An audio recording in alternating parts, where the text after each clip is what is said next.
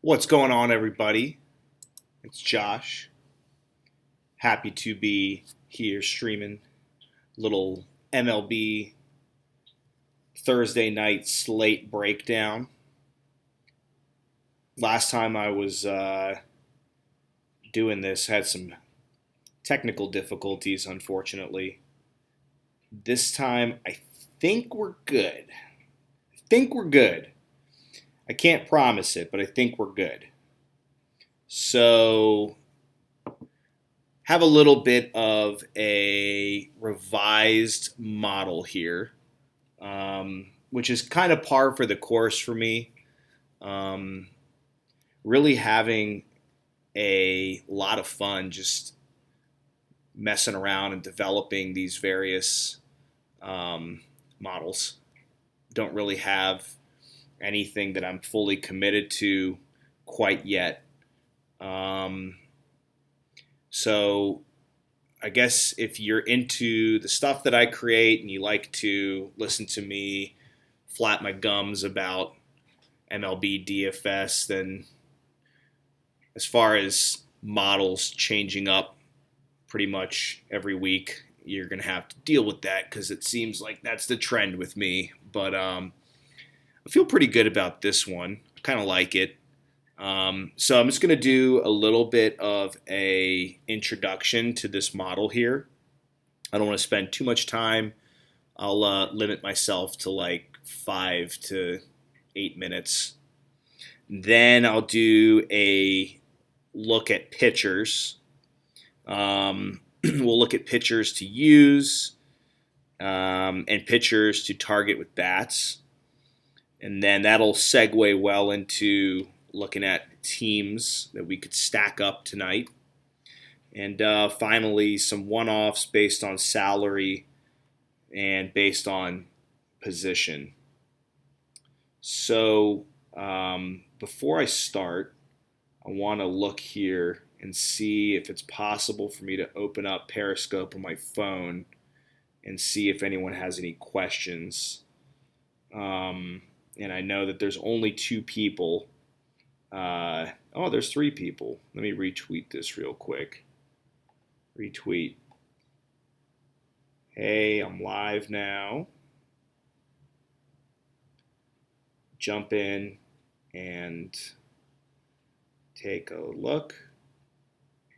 I'll try to answer questions if there are any. Good deal. All right, let's see if we can pull this Periscope up.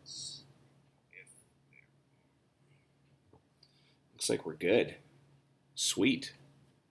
All right, so I'm going to put my phone here to the side, and I'll take a look here in just a minute and see what questions you guys have.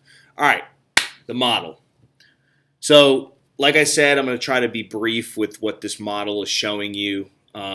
So, column A here is bat average, and you'll see what the average is made of, but basically it's various factors, and I did the percentile ranks of various factors that pertain to bats and just average the percentile ranks for a final rating, if you will, independent of the pitcher. So Alex Bregman is a 91%.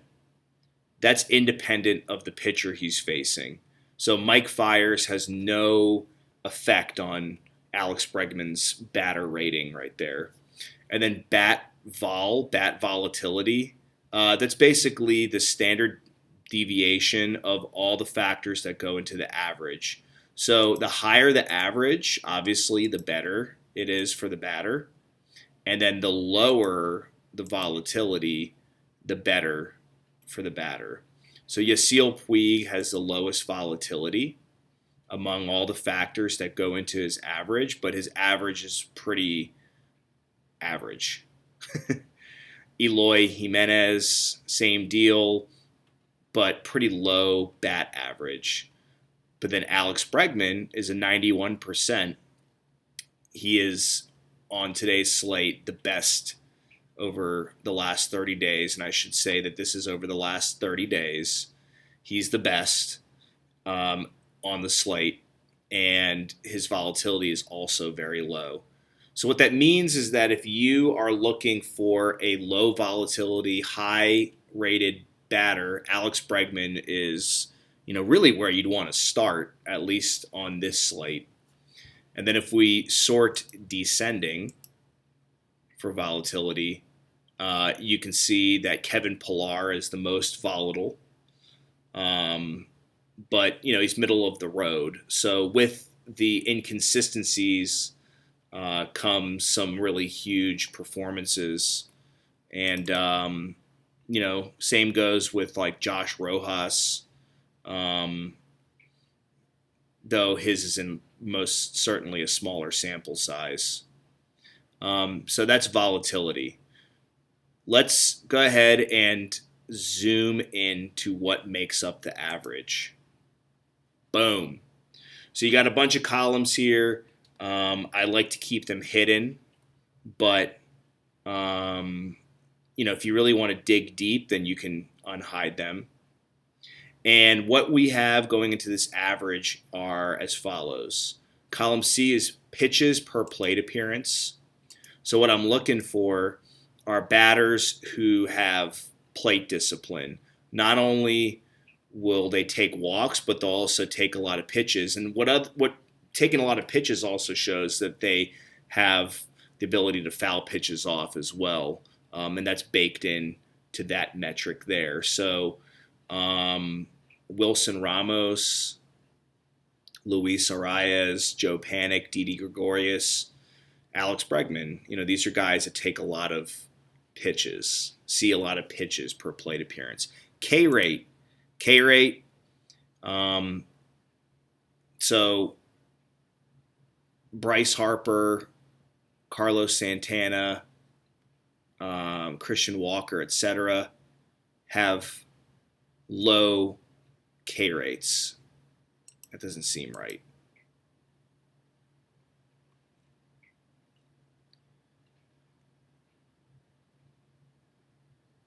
I'm double checking here. I might have meant to flip it the other way. Let's double check here. K rate, if we sort descending,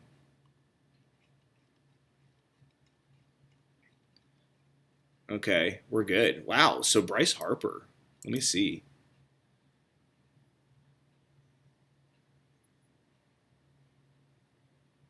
Did Bryce Harper have that low of a K rate? We're going to learn here real quick. Bryce. It's 36%. So we must have had I don't know, whatever. So K rate. I think it's good. We're good. No, we're not good. Bats. J3. Bats. Column 13. 1, 2, 3, 4, 5, 6, 7, 8, 9, 10, 11, 12. Ah, I see. Okay, let's adjust this real quick. So that's one of the things with VLOOKUP is you want to make sure that all your columns are lined up exactly how you want them to be. So just a moment, we're going to get this all sorted out in 30 seconds. I knew that was wrong. Bryce Harper is not that exceptional at limiting his strikeouts. I knew something was fishy there. Let's go ahead and drag that down all the way to the bottom here. Apply that formula to all these gentlemen.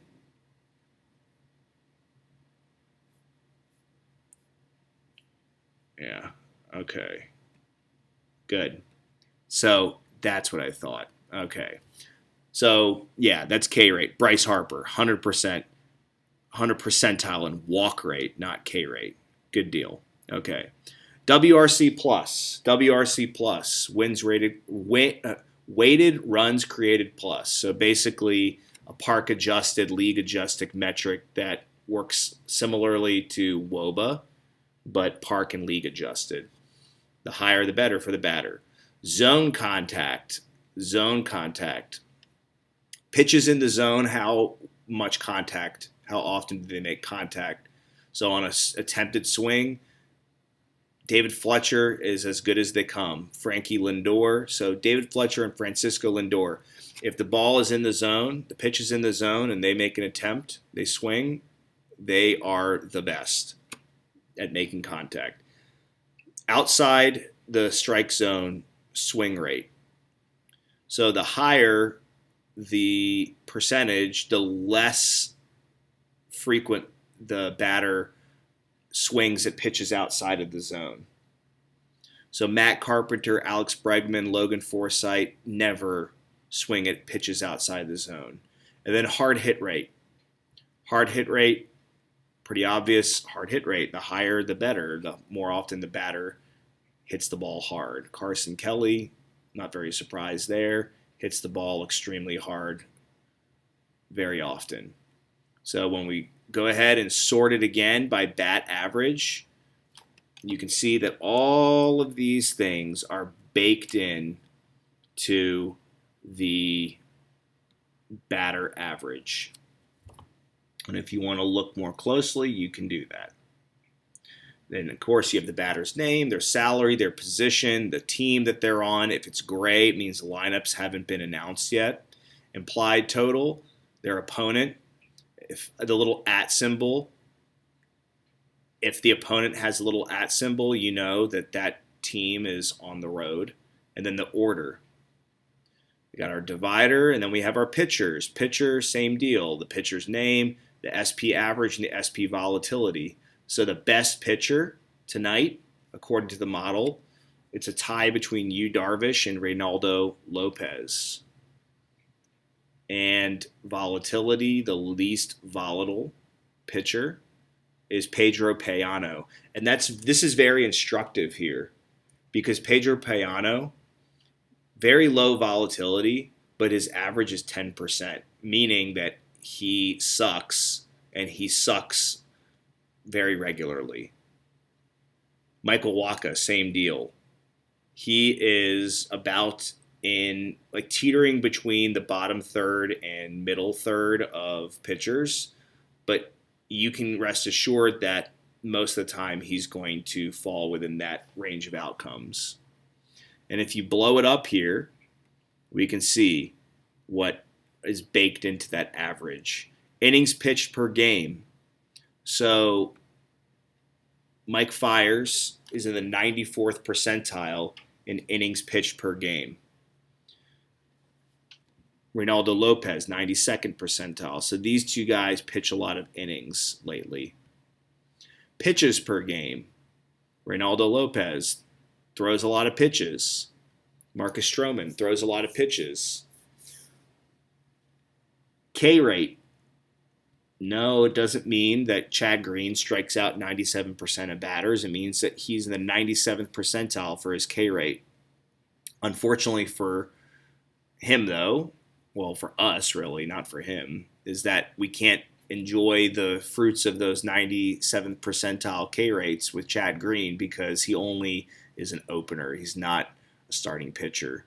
He's the opener. And I probably need to replace his name with the guy that is going to be doing the lion's shares of innings. XFIP, the higher, the better for the pitcher. So the best pitcher, according to XFIP minus, functions similarly to WRC plus, but for pitchers, is Yu Darvish, followed by Chad Green, and then Aaron Sanchez. And if we sort it ascending, the worst pitcher, Pedro Payano, Adam Plutko, Michael Wacha. So one thing that really stands out here is, yes, that Pedro Payano is worse than Adam Plutko, but Adam Plutko, he pitches a lot. He pitches a lot of pitches per game and a lot of innings per game. So you know that, you're going to get the Yankees facing them a lot of Plutko in this matchup. Zone contact. So when Chad Green throws the pitch in the strike zone, batters swing and miss a lot. Same with Drew Smyly, same with Aaron Sanchez, though they're not very close to Chad Green's 100th percentile zone contact rate. Zone rate, do they throw a lot of strikes? And Sonny Gray does not throw a lot of strikes. He nibbles around a lot. So does Payano. So does Drew Smyly. And I don't know if you could really say that Sonny Gray's nibbling a lot. It's just that, he probably throws a lot of pitches, around the strike zone and has a lot of movement and induces, batters offering at pitches outside of the zone. So I don't know if you can really call him a nibbler, but he certainly doesn't throw a lot of strikes. They're all averaged together. They bake into the SP average, and then the volatility implies, that there isn't a lot of consistency among these statistics. So you just want to be careful because, even though Sonny Gray throws a lot of innings, strikes out a lot of guys, is pretty good with his xFIP, he doesn't throw a lot of strikes. And so that can create volatility, and he can have those blow-up games because he might be facing a patient team and they, prohibit him from reaching his upside. Okay, so that is that. Let's go ahead and hide these and let's break this baby down. Break this slate down. All right, so why don't we start by looking at pitchers we want to use tonight. I'm going to go ahead and sort by implied total ascending.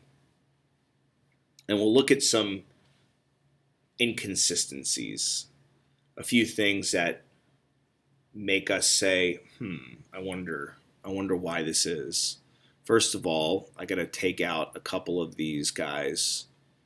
Ryan Goins, Ian Happen, Shin-Soo Choo are not playing tonight. So I'm going to remove them from the model.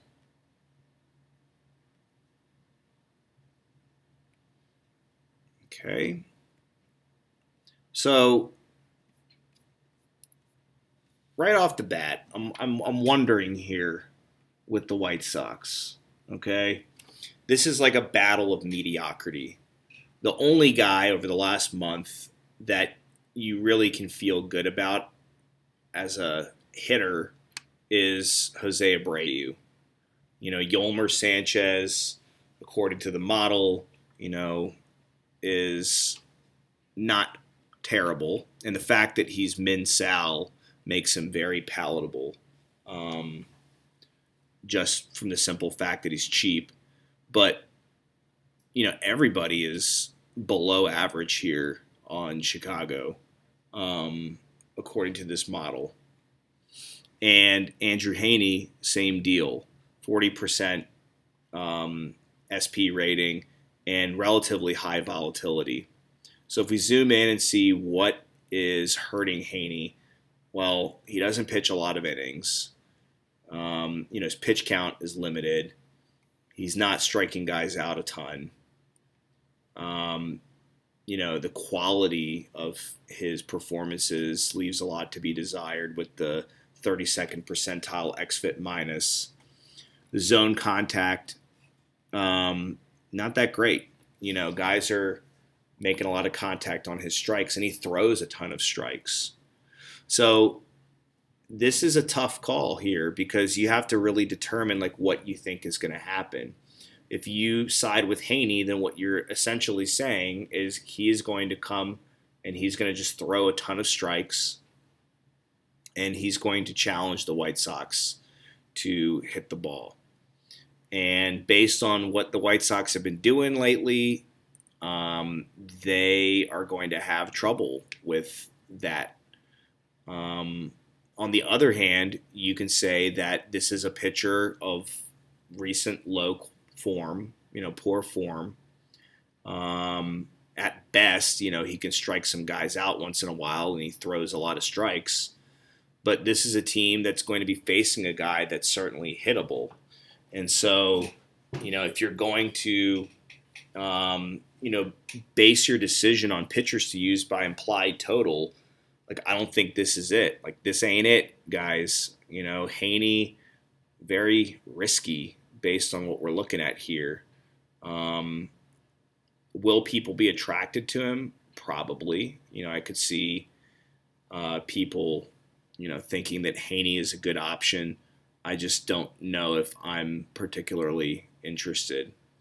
Let's go ahead and look at his salary. I forgot. That's the one tab that I forgot to add. I'm going to wait for that to load. Let's move on to the next guy here, Alex Young. The Giants are implied for 4.2 runs. Their lineup hasn't been announced yet. But Alex Young, pretty mediocre across the board. He does get guys to whiff at his strikes, but he doesn't throw a lot of strikes. And that appears to be limiting his upside as far as going deep into games. He's not terrible at getting guys to strike out, but he's the guy, just based on looking at this, low innings pitched per game, low pitches per game, low xFIP minus, poor xFIP minus, poor zone percentage, but a very good high zone contact rating, and mediocre Ks. And what that's saying to me is that the guy is just very inefficient. And he's going against the Giants, a team that certainly, is playing above their heads in the month of July. And they're coming back down to earth a bit, but you still got a few guys who are a little dangerous there, like Austin Slater, Buster Posey. Doesn't look, at least based on what we're seeing here, that they're going to be putting Yastrzemski out there in the lineup, which is concerning for their purposes. But Alex Young, I don't know. What's his salary? And let's go ahead and look at what Heaney's salary is.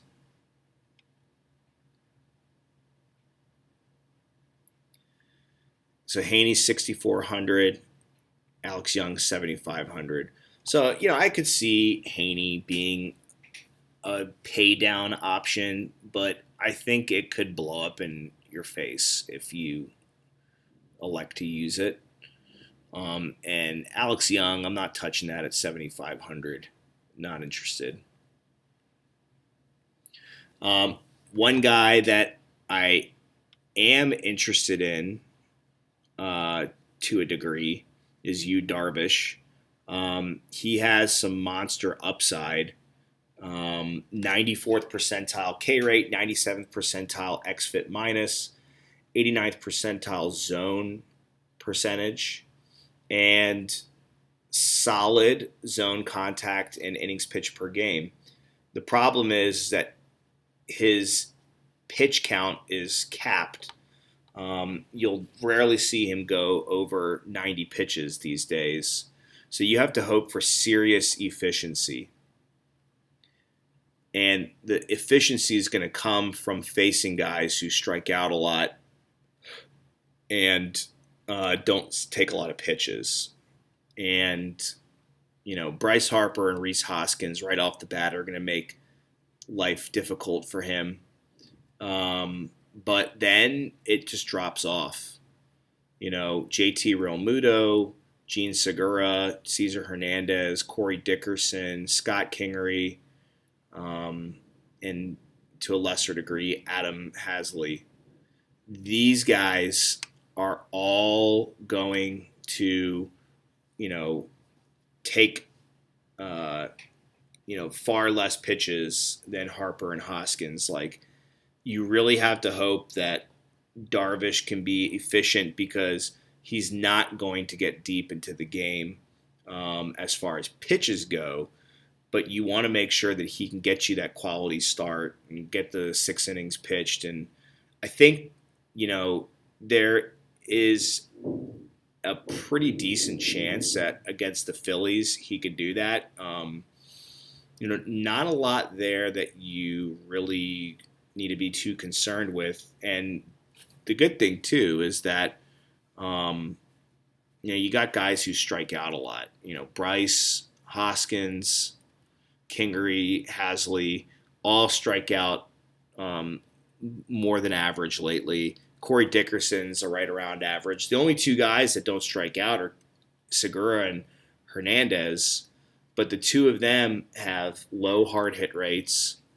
And Segura, he will swing at pitches outside the zone a lot.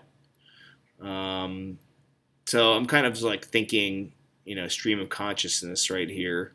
But I feel like Darvish, it's a tough call. It's not the best matchup you can ask for, but it's certainly one that, given his recent form, he could do pretty well. So I like Darvish. Vegas, is lukewarm on him. 4.5 runs is nothing amazing, but I could see Darvish, being a good option for you. Chad Green, we're definitely not using Chad Green. I'm not going to go and look who the predominant starter is. I don't know who it is, but it's not going to be Chad Green. Julio Teheran, Aaron Sanchez, these are guys that,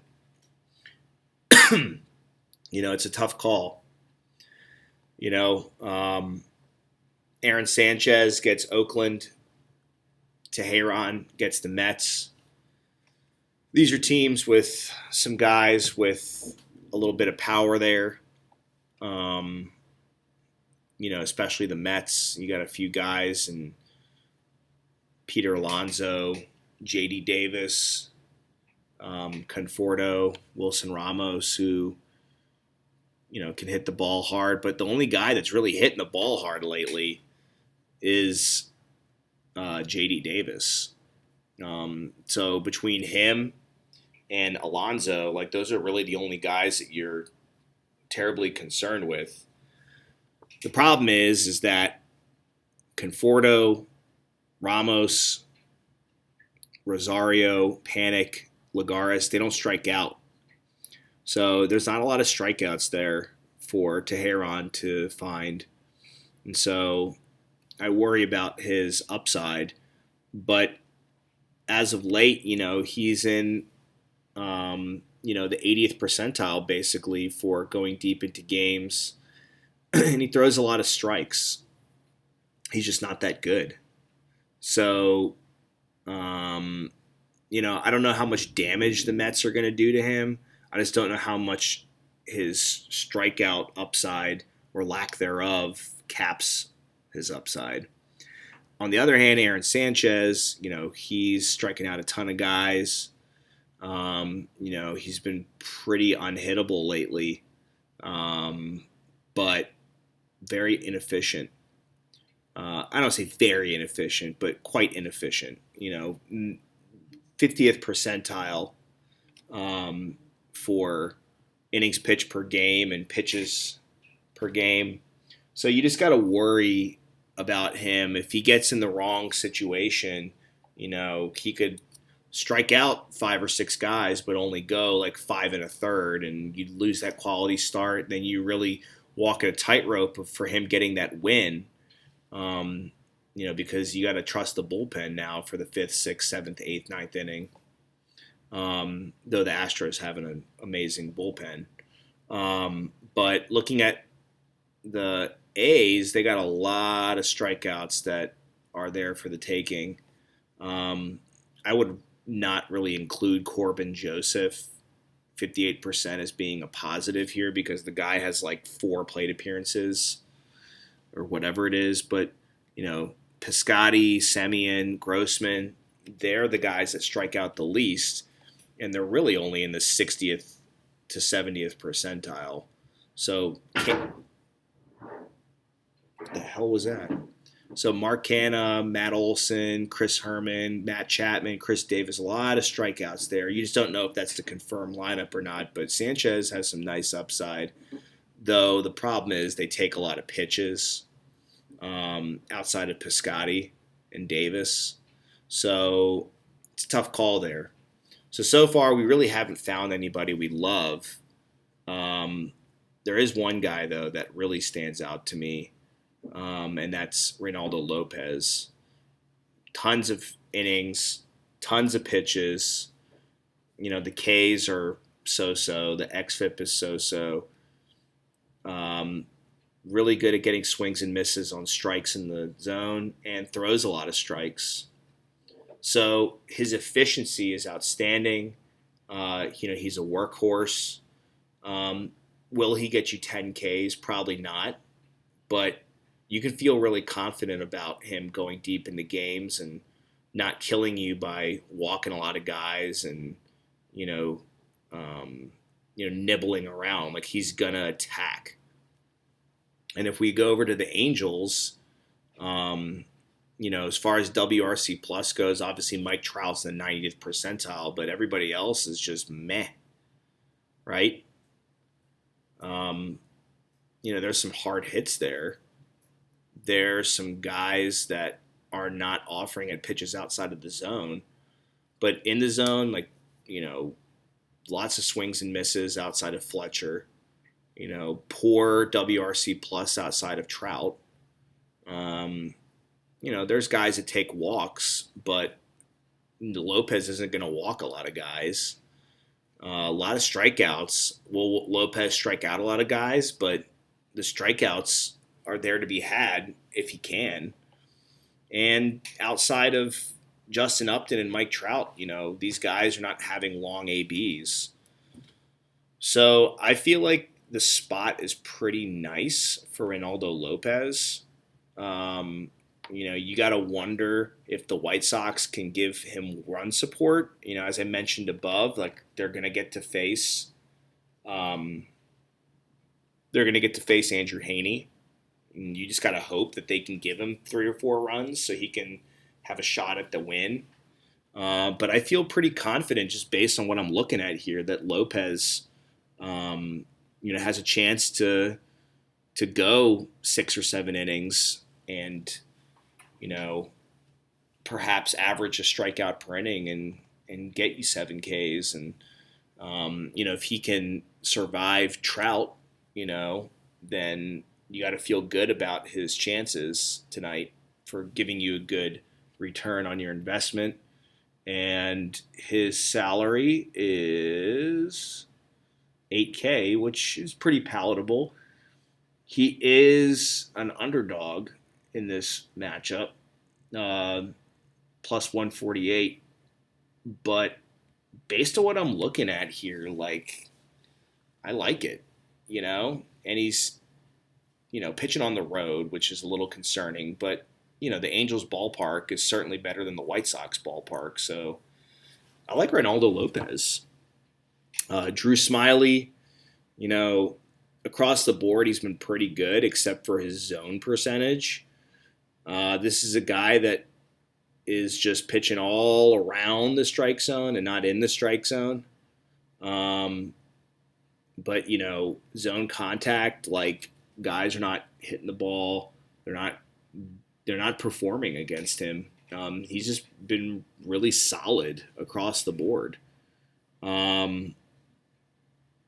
Taking on the Cubbies, and you got Baez, Bryant, Castellanos, and Rizzo.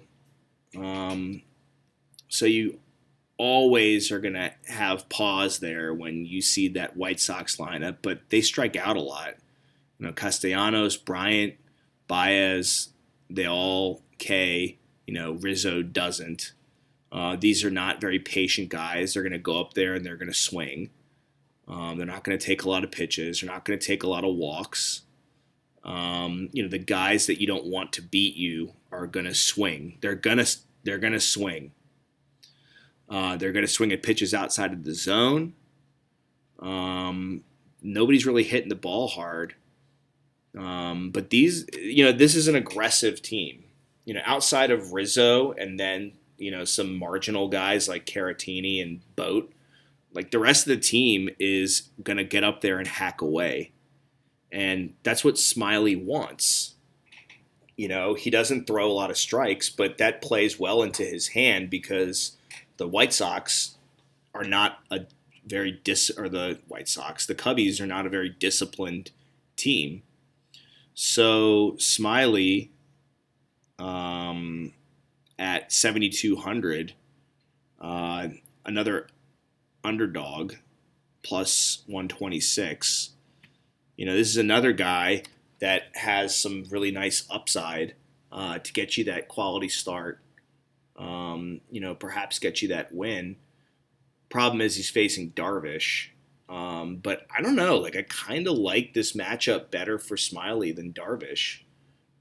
He's pitching at home, and it's kind of a wash when you compare Wrigley to Citizens Bank, which is the better pitcher's park. They're both pretty big hitters parks.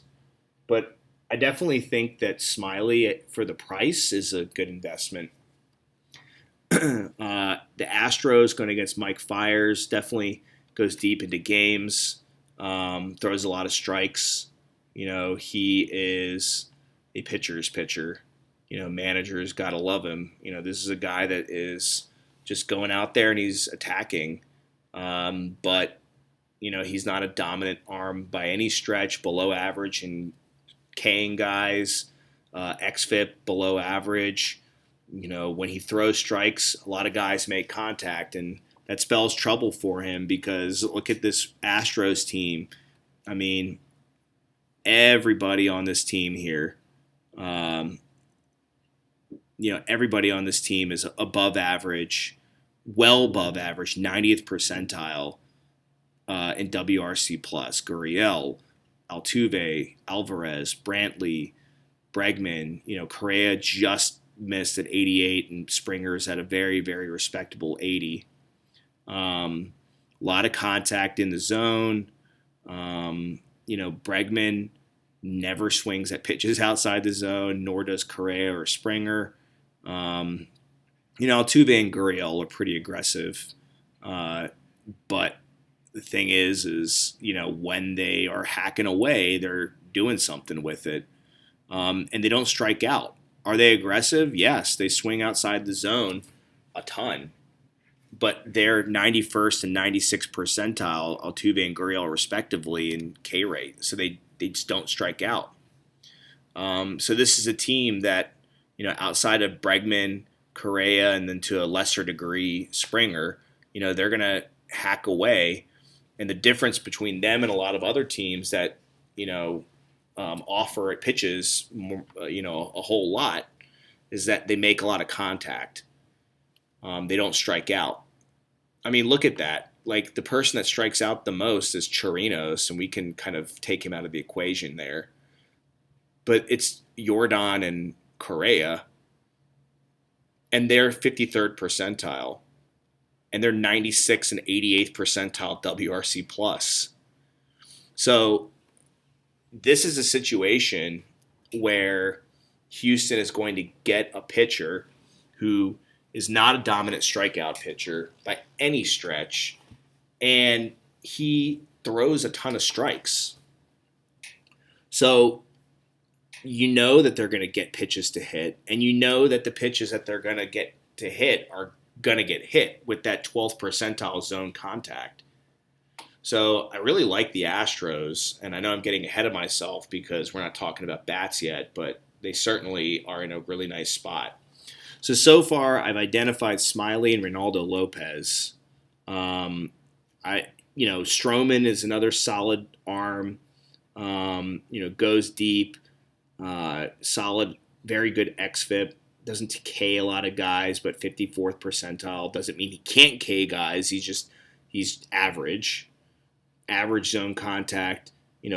Doesn't throw a lot of strikes, but I think it's just because he's got really good stuff, and those pitches, those breaking balls, are just gonna be, the when a pitcher uses put away pitch, a lot of the time if it's like a slider that breaks outside the zone, like it's just not in the zone, and so I don't know how much we can ding him for that. But Stroman's in really good form, but facing a Braves team that I just am not really that crazy about attacking with a pitcher. Um, so Fiers and Stroman, they're very contrasting pitchers. Fiers and Stroman go deep into games, but Stroman has a ton of skill, as indicated by his xFIP minus. But the guy just does not give you pitches to hit, whereas Fiers does. So both the Braves and Astros are very dangerous teams, but I just like the Astros' chances better for stringing together some big hits and putting up some serious crooked numbers, getting some monster innings there against Fiers. The Braves, I feel like Stroman's not going to have a very easy night, but he's good enough where, I think at worst, like he'll give up, 4 runs. And will he give up a couple homers? Perhaps, but I don't know if the Braves are remotely in as good of a spot as Houston is. Michael Wacha, not even touching. Definitely feel good about stacking the Reds against him. Barnhart, Irvin, Suarez, Aquino have all been really good lately.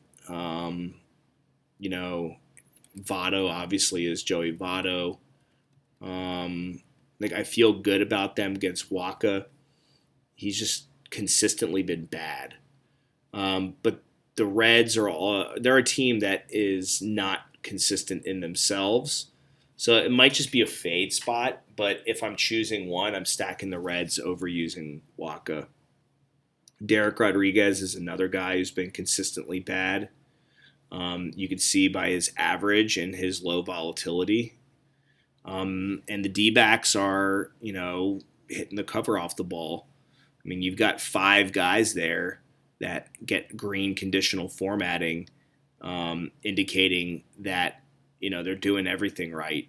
Taking a lot of pitches, not striking out a lot, taking a lot of walks, high WRC plus, not swinging at garbage, hitting the ball hard. So Carson Kelly, Jake Lamb, Nick Ahmed, that 6, 7, 8 is really dangerous. So I feel like you could, feel really good about a 6, 7, 8 D-back stack. They're like you're going to burn your utility and your catcher first base spots by using Lamb and Kelly, but at least you get that shortstop in there. And Ahmed, my God, the guy's doing everything right. The only thing he's not doing is taking a lot of pitches, but it's because he's getting up there and he's hacking away and he's making contact and doing stuff with it. So you gotta like Nick Ahmed. You gotta love Carson Kelly. The only thing is that he can't make a lot of contact on pitches in the zone, but when he does, he hits the crap out of them. And what the hell is Derek Rodriguez going to do in this matchup? He can't hang with him the way he's hitting these days. You can finish off that stack. If you're looking for some correlation, which you should be, you could get like, I guess the wraparound with Gerard Dyson. You can get Christian Walker in there. Like that's a nice one. You can just go 5 through 8, and you certainly can get the top of the order. Like there's nothing to worry about with the top of the order. It's just that bottom of the order for Arizona has been crushing it.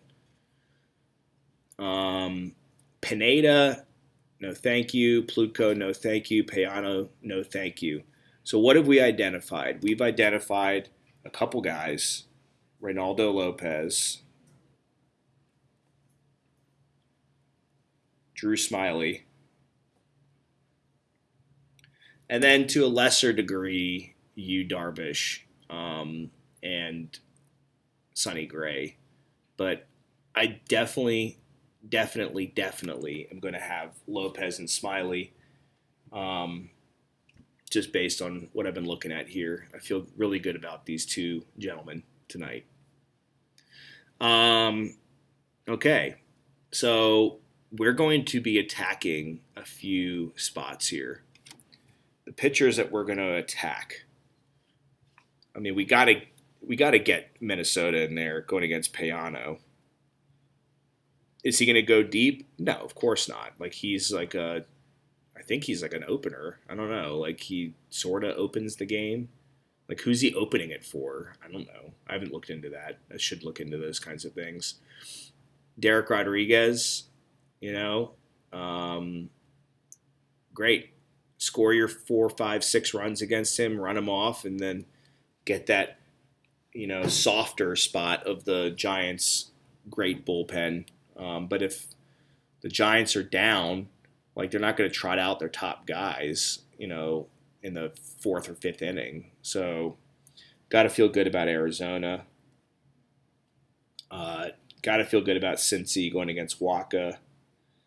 Though I would put them as kind of like a marginal stack tonight, even though they're in a nice spot. I just feel better about Arizona and Minnesota. Alex Young, not really crazy about using the Giants. He hasn't done a lot of great things. He can generate swings and misses inside the zone, but he can't put the batters away with the strikeout. So the Giants will be a little pesky for him, I think, but I just don't think that the Giants are a team that I want to stack up given their 4.2 run implied total. Just don't think that they're in a high probability spot to blow up and break the slate for you. White Sox against Haney, I think it's more of a fade of this game altogether. I'll let people use Haney against the White Sox, thinking that he's just going to carve them up. I don't think he's going to carve them up. Like they have the lowest implied total on the slate, but I'm still not interested. Like it's just risky. Like his game is to throw a lot of strikes. And I just worry that, they're going to hit him around a bit. But at the same token, I worry that they're just that bad of a lineup that both of them will kind of bash heads against each other and just knock each other out. And the final score will be like a 5-4 game, and neither team does anything to write home about. So not interested in Haney, not interested in the White Sox. Definitely interested in the Yankees going against Plutko. All the red flags there for him. Goes deep into games and throws a lot of strikes, but everything else sucks. Doesn't strike anyone out. The teams bash him pretty good with that poor xFIP minus, and they make a lot of contact on pitches in the zone. So you definitely got to use the Yankees. Michael Pineda, similar situation here, but he doesn't throw a lot of strikes. And the Rangers are just an undisciplined team. Outside of, Logan Forsythe and Delino DeShields, everybody else just hacks away. So I think if I'm picking between like Pineda and Haney, like I'd go with Pineda, to be honest with you. And what's that salary there, Michael Pineda? 9,300. Oof. Oh man, why is he so expensive? That's crazy. No, thank you. That's a fade spot for me. Like I could see him coming out and having a good start against the Rangers just because of how much garbage they swing at and how much they strike out. But I'm not into it. Sonny Gray, we're not gonna stack anything against Sonny Gray, and I'm not crazy about using him, but I definitely use Sonny Gray over Pineda, 9,800 versus 93. Like I'll pay that extra $500 to use Gray over Pineda, like 9 times out of 10. The Astros against Fires, definitely interested in them. Mets against Teheran. I'm gonna put the Mets in my bucket here with the I'll put them with the Reds of like a marginal option. Indians, I mean, they're always in consideration. I mean, we've got 4 guys with really good WRC plus, low K rates, swinging at a lot of pitches, so they're aggressive, solid hard hit rate, pretty disciplined, make a lot of good contact. So they're a very top heavy lineup. You know, Santana, Lindor, Ramirez, Kipnis lately have been awesome. But then Puig, Perez, Mercado, Naquin, Reyes, like it's a very top heavy lineup. And the Yankees could just like kind of piece together like a bullpen game there and kind of negate a lot of the good things that the top of that lineup can do. I don't know. I'm not crazy about the Indians. Braves. If I had to choose between the Braves and Indians, I would use the Braves against Stroman over the Indians against the Yankees, whatever it is that they're throwing out there. No thank you for the Cubs against Smiley. Like, could they blow up against him? Absolutely. Anything can happen, but I like Smiley's chances. I'm not into the A's against Sanchez, but I'm also not into Sanchez against the A's. Again, like, could Sanchez have a good game, kind of like the Braves having a good game against Stroman? Like, yeah, sure, but it's not a risk I'm willing to take. I'd rather go with Reynaldo Lopez against the inept Angels lineup minus Trout. And then Philly against Darvish, not interested. So I've identified the Twins, Yankees, D-backs, and Astros as my top stacks. And then the Reds and Mets as my secondary stacks. And Lopez and Smiley as my top preferred pitchers. I'm not saying they're the best pitchers, they're just my preferred pitchers. And I don't see anything wrong with like going with Darvish, you know, or Sonny Gray. It's fine. So let's just like hide all of this just to simplify this sheet's appearance. And we'll identify some guys at different positions. So starting with second base,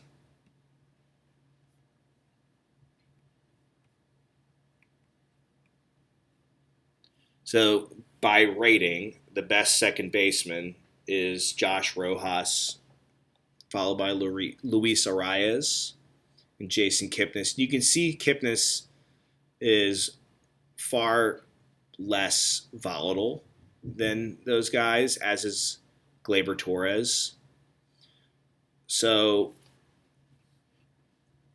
let's kind of dive in a little bit. You know, they don't take a lot. They swing a lot, but they don't K. Decent walks. The WRC plus. You know, Rojas is amazing, but pretty small sample size. But he's been good. Altuve, obviously, is amazing, but you know, like I guess we can he's going to get dinged a little bit because of some of the things he does. Doesn't hit the ball very hard. Swings at pitches outside the zone, but he makes up for it by not striking out, by making contact with those pitches outside the zone. So, but he's not my preferred option on the Astros. So I guess it's second base. I guess if I had to pick my top option for the night, it's nobody really cheap.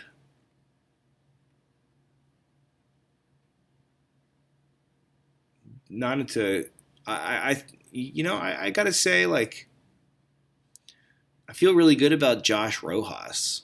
I like where he's at right now. I also like Yolmer at 2K going against Haney. Like if I'm gonna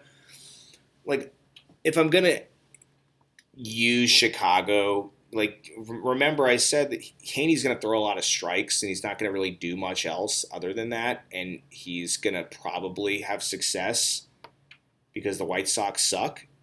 But like, Yolmer's 2K, and if you want to stack up some of these expensive teams and do like a 4x3 stack, you need a one-off. I mean, as of now, like, Yolmer seems like a really good choice. I'd definitely rather use him than Panic Boat or Corbin Joseph. Donovan Solano's 500 more, and the opponent, Alex Young, is about the same as Haney. So I would say my three favorite second basemen are Rojas, Yolmer Sanchez, and then I guess like Luis Arias. That high implied total. So yeah, I'm gonna go ahead and say Yolmer, Arias, and Rojas are my three favorite second basemen. Third base. So I guess we'll just sort by bat average.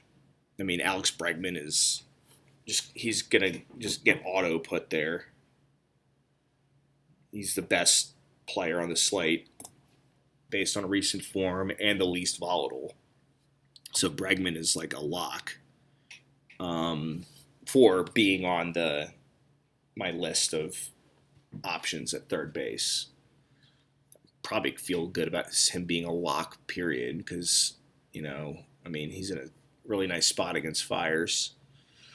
If we sort by salary and see if we have any cheap options here, Forsythe,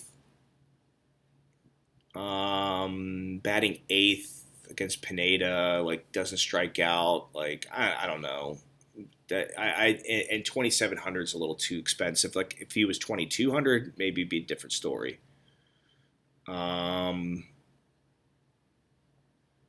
Nat Theis, same deal. Like, if he was like 2,200, but that extra 400, I don't know. And he's going against my boy Ronaldo. I don't see a lot of cheap options here. Miguel Sano, definitely.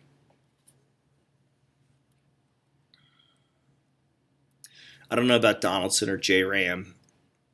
I mean, I guess Ramirez, depending on like what is the deal with the Yankees? Yankees probable pitchers. We need to know this. This we need to know.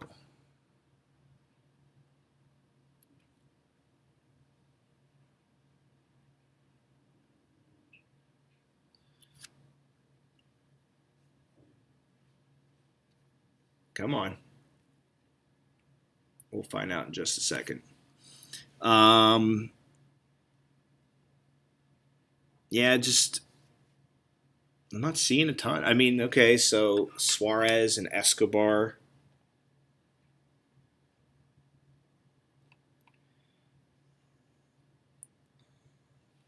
GOAT Giovanni Urshela. So I feel like Bregman and Sano are my top ones. And then Suarez, Escobar, and Urshela kind of all hover around each other.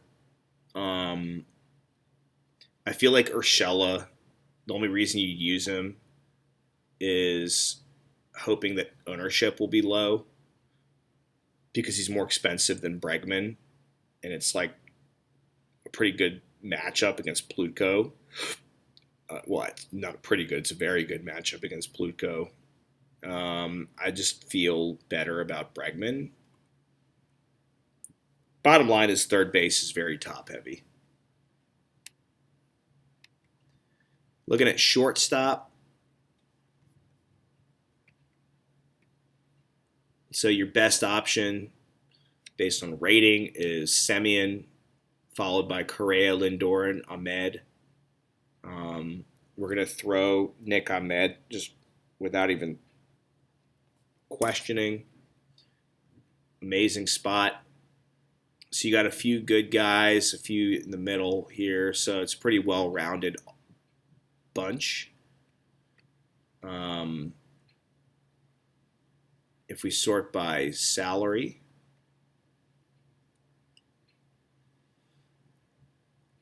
David Fletcher against Ronaldo, meh. Brandon Crawford, meh. So I don't really see a ton. I mean, I guess maybe Freddie Galvis on the. When did I miss that? Did I miss that? When did that happen?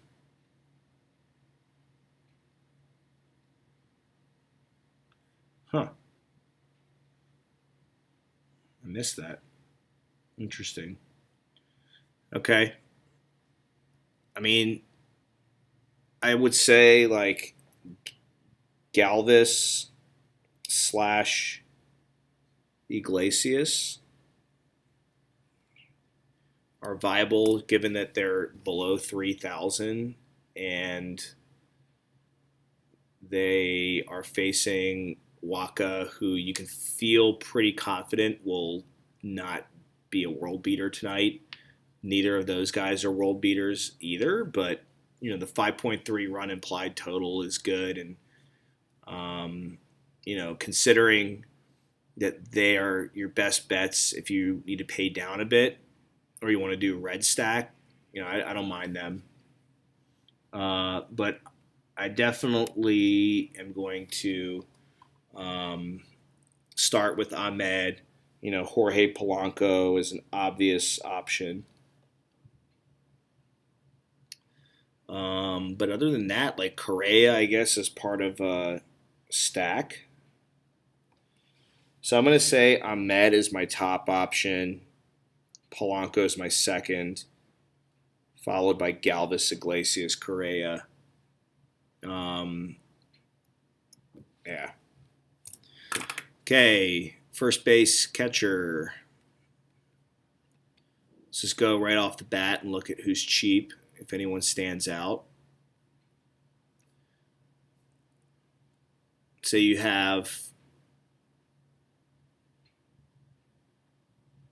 like Jason Castro going against Payano. StatCast darling Jason Castro going against Payano. I mean, I guess like McCann. McCann is 2,500 against Stroman. Like that's not terrible, but I don't know.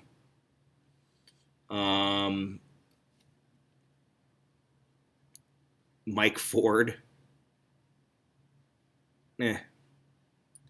Definitely into Jake Lamb. Talked about that a little while ago, that 6, 7, 8 stack with Arizona. So I like Jake Lamb. And then you got like this nice bunch right here. What are we looking at here? Carson Kelly. Marwin. Votto, Cron. Ooh, CJ Crone. Oh my gosh. Batting fifth. He's going to hit a dinger tonight, guaranteed. Christian Walker.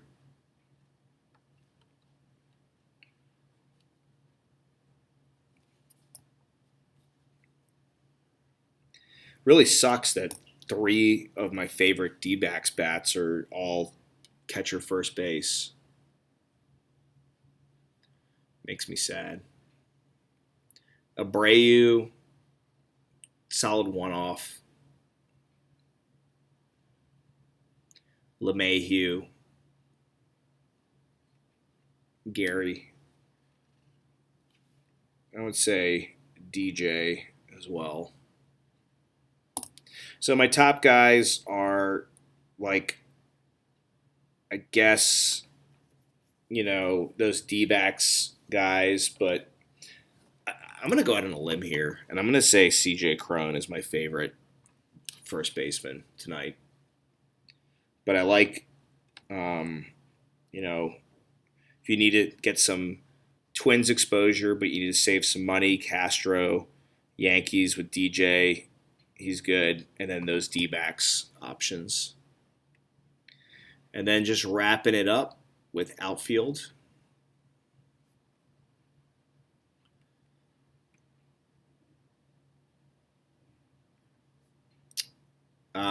Wow, okay. So Juan Lagares has been showing some pretty good form, but he's batting eighth. Robbie Grossman, good form, but a little concerning facing Aaron Sanchez, but he is batting projected to bat second. DeShields, Almora, Philip Irvin's not facing a lefty, so I'm not interested. Ender Inciarte has been hitting the hell out of the ball lately. So Inciarte, he's cheap. So I'll put Inciarte.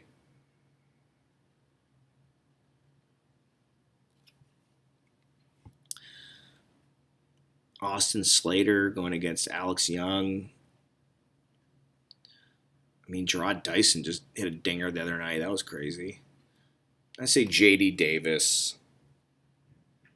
JD.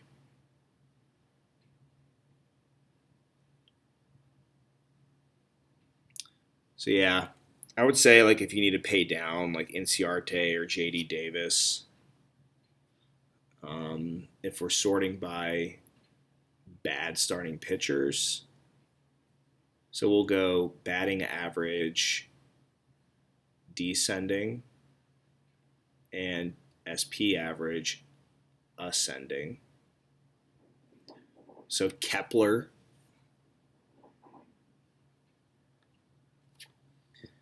with Jake Cave as the wraparound Minsal.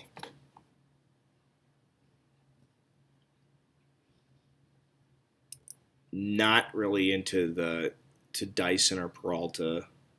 I mean, like, I'm not saying I don't like them at all, but if I'm using Arizona, like, I'm not going to get Arizona shares with those two. You need to get some first base. You need to get infielders with Arizona. And then look outfield on your other stack. Aquino's coming back down to earth.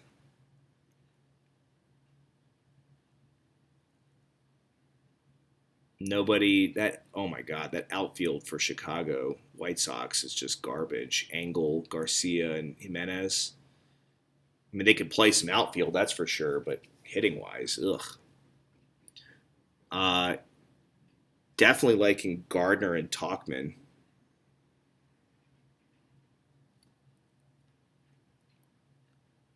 Watch, Aaron Judge is going to like break out of his whatever he's in and hit like 3 dongs tonight. Just kidding, that's not going to happen. 3 strikeouts. No thanks to Willie Calhoun. Marcelo Zuna, I'd rather not pay up for him in this matchup. Houston, all 3 bats are in play for sure, except for Reddick. Not worth it to me. And now we're getting into like questionable territory with the quality of pitchers they're facing. But, Ender Inciarte, as I mentioned, has great form lately. And then, of course, Mike Trout. I mean, it's Mike Trout. Come on. So just to run through one more time for you, I am looking at Reynaldo Lopez and Drew Smyly at pitcher. You can certainly consider Sonny Gray or Yu Darvish, but I want to save some money to get some bats in there. So those two guys I'm into. Stacks, Twins, love the Twins. D-backs, love the D-backs. Yankees, Astros, and then the Reds and Mets are like on the periphery for me. But the four top two stacks I love. The four top stacks are Twins, Arizona, Yankees, and Astros. At first base, definitely like in every catcher first base eligible guy on Arizona. C.J. Cron and Jason Castro on the Twins, and then DJ LeMahieu on the Yankees. Second base, Rojas on Arizona, Arias on Minnesota, and then Yolmer as a Min-Sal, like decent option, I guess. I don't know. I'm not sure if I really am into him, but I mean, he's there. He's Min-Sal if you need it. Bregman and Sano are my top two third basemen. Suarez, Escobar, and Urshela are right behind him, but I love Bregman and Sano. Nick Ahmed and Jorge Polanco are my top shortstops, followed by either Galvis or Iglesias, whatever floats your boat, and then Carlos Correa. And then at outfield, everybody on Houston, Gardner and Tauchman on the Yankees, Kepler and Jake Cave on the Twins. Jake Cave also Min-Sal, just like Yolmer, but I feel better about Cave, just, batting ninth, being part of a wraparound stack there. You can go like Cave, Kepler, Sano, Polanco. Feel really good about that. Or C.J. Cron. And then Inciarte as kind of like a Braves one-off, high upside, hitting with power, can steal bases. And J.D. Davis, nice power as well. There you go. That's it. Good luck tonight. Take care. Thanks for watching. Hit me with any questions on Twitter if you want. See you.